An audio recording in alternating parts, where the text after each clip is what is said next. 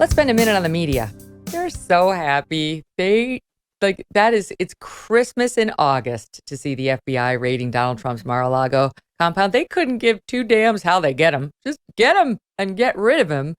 And case in point, you won't be surprised to see Rachel Maddow, who talked about this moment as if it was the we won World War II, holding up the newspaper, iconic photo. Here she is putting, her spin on the perspective you should have on that raid. Watch. Tomorrow is the day when you're going to want to buy the physical copy of the newspaper. You're going to want to buy it and fold it carefully, maybe put it in a little archival paper or parchment if you don't have that. You might, depending on how saucy you're feeling, you might want to just note, perhaps in archival ink in the margin of tomorrow's paper, note anniversary of Richard Nixon's resignation as president. I mean, the reason you might buy tomorrow's paper is because if the world doesn't collapse into ash by then, your grandkids someday are going to look at that old physical newspaper you were able to save from August 9th, 2022, and they are going to goggle at the thought of what your life must have been like. Mm-hmm. Oh, my God, Glenn. They are. Glenn, help me. She is, she's always been remarkable. I go back to what we were talking about last hour, Megyn, on how they project. Your kids are going to, I've said this for a long time, give your children and your grandchildren something to be proud of. That when fascists or communists or anyone that wanted to take away the rights of the people and put it in the hands of the experts, whenever they came around, you stood up. You fought against it. You took the arrows. You took the slings. You were the one that was made fun of. You were the one that was called names. They tried to run you out of society. Maybe they did. Maybe I lost my job for it. But my grandparents, they stood. Give your kids that opportunity.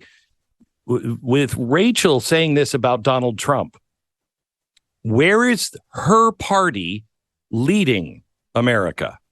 Where is it? Is it becoming a better place or a worse place? What I mean by that is a more free place. Are our children going to be freer or less free? Because what she talks about, the kind of America they want, is one where people like her, the people who know, yes, of course we're going to control their lives over there because they don't get it. They don't believe in global warming. No, I believe in global warming. I just think you're avoiding all of the things that could help on global warming because of politics. I'm all for nuclear energy. I'm for hydrogen. Those would work. You instead are using all of these things for more control.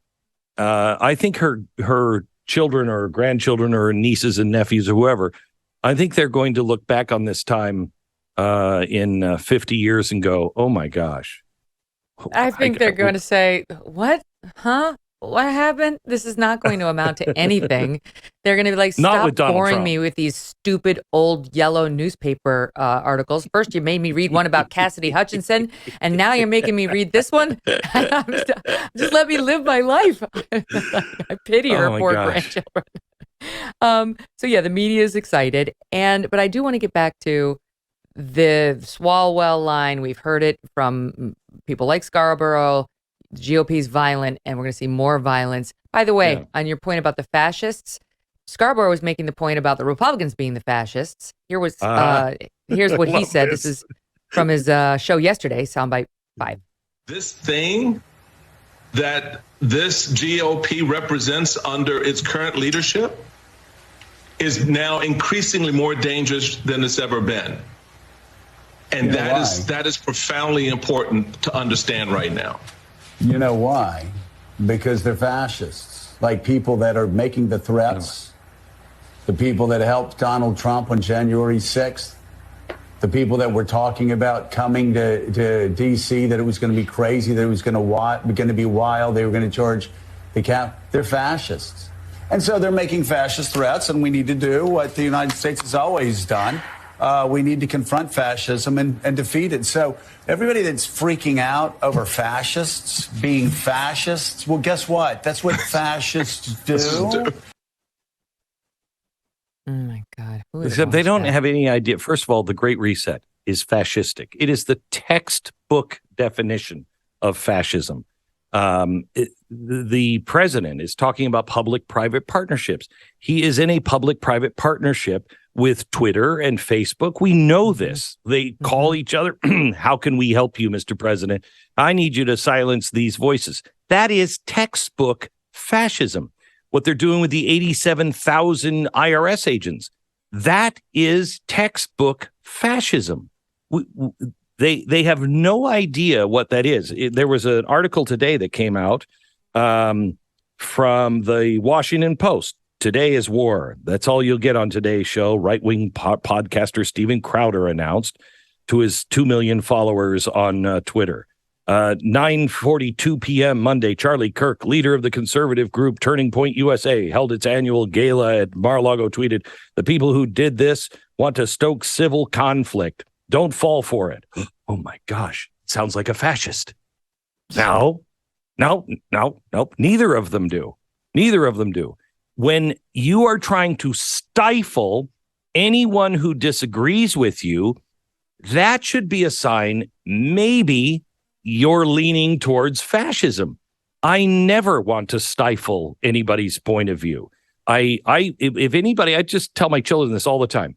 Anybody who ever tells you don't read that, don't look into that, oh, don't pay attention, disregard them. Read that book. Read that book. Read the books that they also say you should read. Read everything you can get your hands on. The only way we make actual progress is to debate and discuss and to throw out crazy ideas. These people, the real fascists today, and it's not just fascism, it is a religion. It is truly a religion. This wokeism, the religion of the planet, all of this stuff, it is telling you, don't question.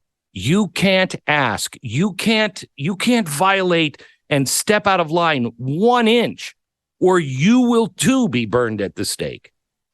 I don't understand how Americans don't see that. And one other thing on this clip.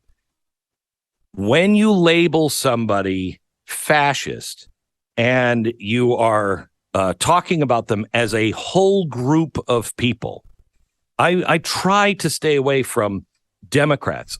Leftists, true Marxist leftists, are in a completely different category than the Democrats. And that's why I keep asking, where are the good Democrats that I know exist in the center of the country, on the coasts, that don't want any part of stifling people, don't want any part of any of this stuff? At what point are they going to go, ooh, wow, that's not what I thought they were talking about? If you're like me, you're growing more and more concerned about the future. The market's all over the place. Inflation is dreadful, at its highest level in 40 years. Interest rates are skyrocketing. Market experts say we're either in a recession or about to be. They're using terms like economic hurricane and unprecedented. You don't want to hear the U word when it comes to economics. If you want to protect your future, call a precious metal dealer I trust, American Hartford Gold. They can show you how to protect your savings and your retirement accounts by diversifying your portfolio with physical gold and silver.